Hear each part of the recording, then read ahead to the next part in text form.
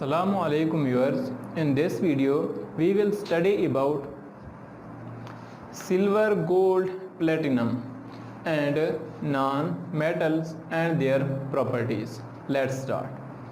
First of all metal जिसको हमने discuss करना है वो है सिल्वर।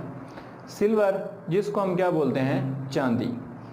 चांदी का कैसा कलर होता है, वाइट लस्ट्रस मेटल है, ठीक है। आगे है एक्सीलेंट कंडक्टर है, होती है मालीएबल एंड डक्टाइल होती है। मतलब ये मालीएबल क्या होता है, बार बार हम इस चीज़ को डिस्कस करते आ रहे हैं कि metals change into sheets. Ductile क्या होता है, मेटल चेंज इनटू वायर। आगे क्या है, ये अगर क्या पाया जा रहा हो, सल्फर कंपाउंड पाए जा रहे हो एटमॉस्फेयर में, फिर ये टार्निश हो जाती है, मतलब इसका जो वाइट कलर है वो ख़त्म हो जाता है। इसलिए इसको किससे बचाना चाहिए, सल्फर कंपाउंड से बचाना चाहिए। सल्फर कंपाउंड मतलब H2S जैसे है। आगे इसकी एक प्रॉपर्टी है, वेरी सॉफ्ट मेटल होती है। अब यूजेज देखते हैं कि ये कहाँ कहाँ पे इस्तेमाल होती है। Alloy of silver plus copper used in coin, coin बनाने के लिए, सिक्के बनाने के लिए इस्तेमाल होती है। आगे ऑर्नामेंटल मेटल है, ऑर्नामेंटल नुमाइशी मतलब जो जेवरात बनते हैं, ज्वेलरी बनती है, वो किससे बनती है, चांदी से भी बनती है। ज़्यादातर तो सोने से बनती है लेकिन चांदी से भी बनती है।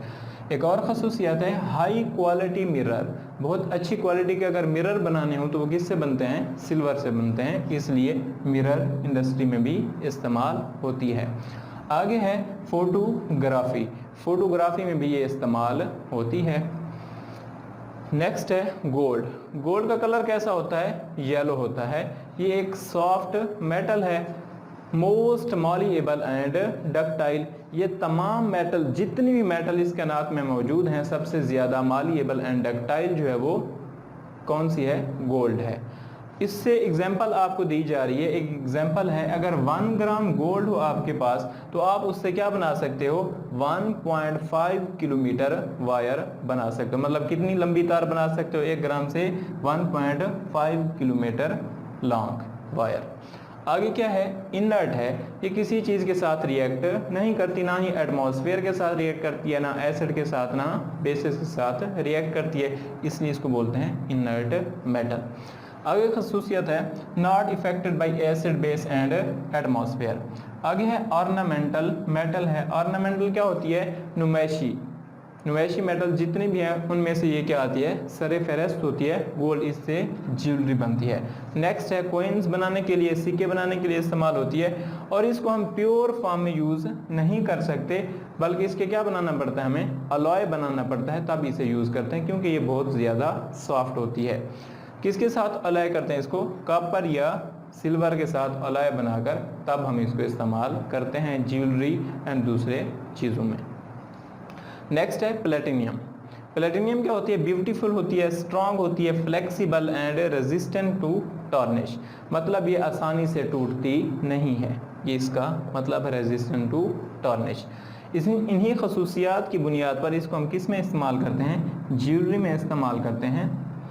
और स्ट्रॉन्ग सेटिंग फॉर जेमस्टोन। अब अगर आपने रिंग देखी हो जिसको हम अंगूठी बोलते हैं, उसके अंदर खूबसूरत जेमस्टोन जिसको नग बोलते हैं, वो अगर लगे होते हैं तो उसकी साइडों से जो चीज़ उन जेमस्टोन को या नग को क्या करती है, कंट्रोल करती है, कवर करती है, तो वो क्या चीज़ होती है, प्लैटिनियम होती है। नेक्स्ट है रोहोडियम, प्लैटिनियम एंड पलाडियम का जो अलॉय होता है used as a catalyst in automobile. जो बड़ी बड़ी गाड़ियाँ होती हैं, महंगी गाड़ियाँ होती हैं, उसके अंदर क्या यूज़ होते हैं, रोहोडियम, प्लैटिनियम, पलाडियम के कैटलिस्ट यूज़ होते हैं, जो क्या करते हैं, कन्वर्ट करते हैं carbon monoxide into carbon dioxide and NO2 into nitrogen. Next है फाइबर ऑप्टिकल केबल जो बनती हैं, जो कम्युनिकेशन में इस्तेमाल होती हैं, इंटरनेट में इस्तेमाल होती हैं, वो भी किस चीज़ से बनाई जाती हैं, प्लेटिनियम से बनाई जाती हैं। Fibre glass reinforced with plastic या ग्लास, तो इसको हम फाइबर ग्लास जो होता है, इसमें भी क्या चीज़ इस्तेमाल होती है, प्लेटिनियम इस्तेमाल होती है। आगे है LCD, liquid crystal display, liquid crystal display LCD, इसके अंदर भी क्या इस्तेमाल होता है, प्लेटिनियम। आगे है कंप्यूटर की जो हार्ड डिस्क होती हैं वो किस चीज़ से बनी होती हैं, प्लेटिनियम की बनी होती हैं। नेक्स्ट हमारा टॉपिक है नॉन मेटल्स। नॉन मेटल्स क्या होती हैं? जैसे मेटल के बारे में आपने पढ़ा था, वो मेटल इलेक्ट्रॉन को लूज करके क्या बनाती थी? कीटाइन। और इन नॉन मेटल्स क्या होती हैं? उसकी बिल्कुल रिवर्स होती हैं। ये क्या करती हैं? इलेक्ट्रॉन को गेन करके इनाइन बनाती हैं। मेटल्स क्या बनाती हैं? कीटाइन। नॉन मेटल्स क्या बनाती हैं? इनाइंस। ये यहाँ पे एग्जांपल दी हुई है इसकी कि क्लोरीन है, उसने एक इलेक्ट्रॉन लिया तो क्या बना दिया? क्लोराइड आइन बना दिया। नेक्स्ट है important physical properties of non metals. Non metals की आपने खसूसियात मेटल्स के बिल्कुल रिवर्स लिखनी है, उलट लिखनी है। मेटल्स क्या होती थी? गुड कंडक्टर, तो ये क्या होती हैं? Bad conductor. ये क्या होते हैं? अगर इनकी सॉलिड फॉर्म हो तब भी ये क्या होती है? ब्रिटल होती है, मतलब आसानी से टूट जाती है, डल होती है। और मेटल्स क्या होती थी? शाइनी होती थी, चमकदार होती थी। इनके मेल्टिंग एंड बॉइलिंग पॉइंट क्या होते हैं? लो। मेटल्स के क्या थे? हाई। ये क्या होती हैं? सॉफ्ट। और मेटल्स क्या होती थी? हार्ड। आगे क्या है? Important chemical properties of non metals. ये क्या बनाती हैं? इनाइन बनाती हैं। और खसूसियात हाईली इलेक्ट्रो नेगेटिव होती हैं, मतलब फ्लोरीन को देख लें वो एक नॉन मेटल है, ऑक्सीजन को देख लें वो एक नॉन मेटल है जो कि हाईली इलेक्ट्रो नेगेटिव है, नाइट्रोजन, क्लोरीन।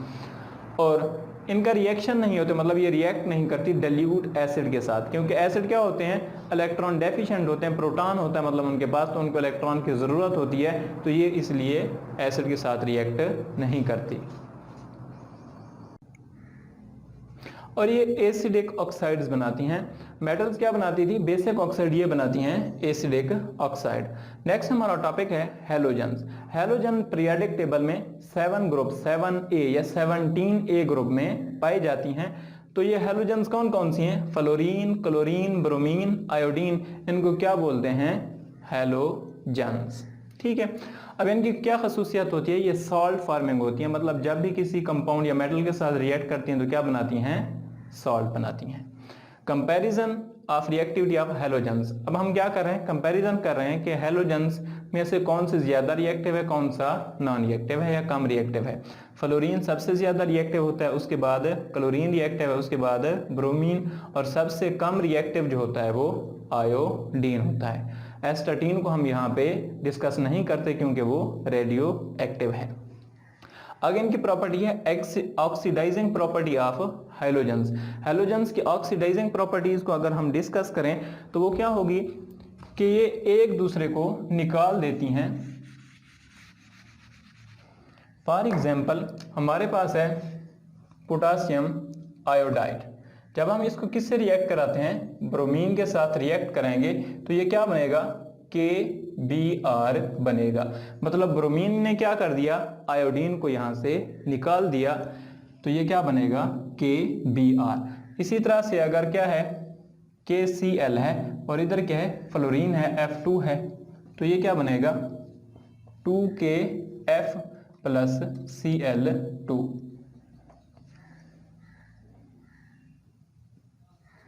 इसको बोलते हैं ऑक्सीडाइजिंग प्रॉपर्टी ऑफ क्लोरीन। आगे इनके क्या है? Reaction with hydrogen. हाइड्रोजन के साथ ये रिएक्ट करते हैं, H2 प्लस Cl2 क्या बनेगा? 2HCl। इसी तरह से H2 प्लस Br2 तो क्या बनेगा? 2HBr। इस तरह से इनके रिएक्शन होते हैं। Reaction with CH4। CH4 के साथ कैसे करेगी?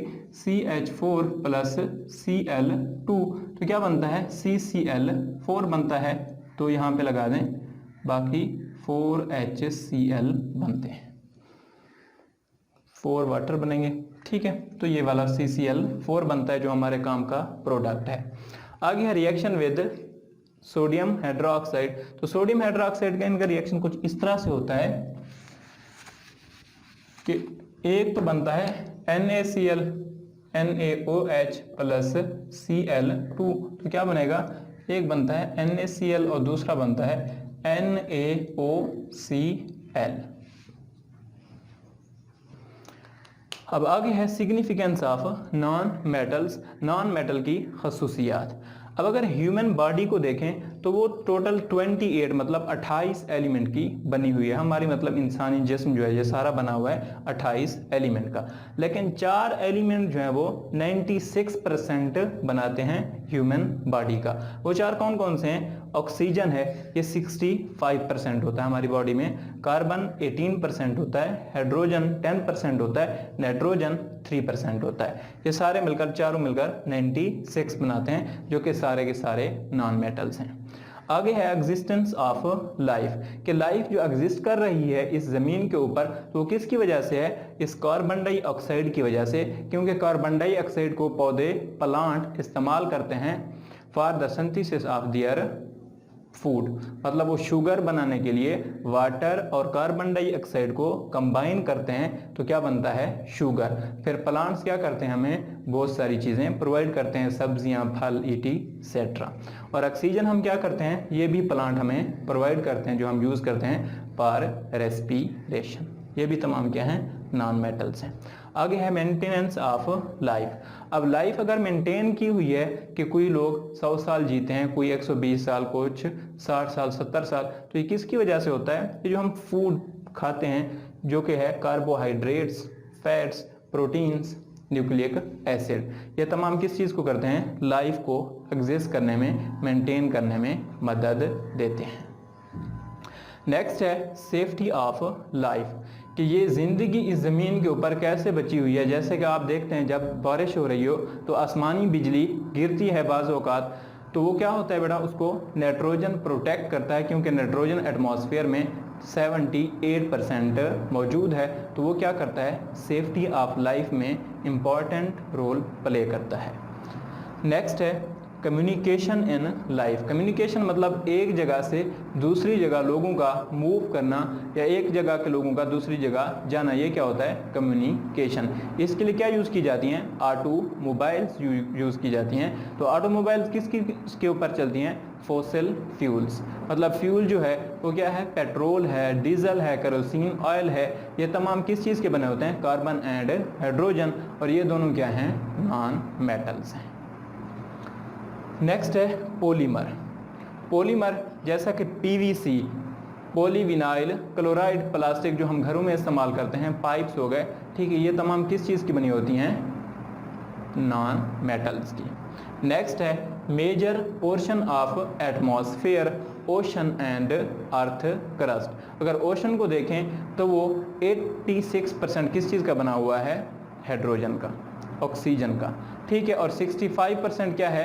उसकी प्रेजेंस है अर्थ क्रस्ट के अंदर, 47% है अर्थ क्रस्ट के अंदर, ये डिफरेंट उसकी परसेंटेज है। तो ये तमाम क्या हैं? नॉन मेटल्स हैं। तो उम्मीद करता हूँ आज का टॉपिक आपको समझ आ गया हो।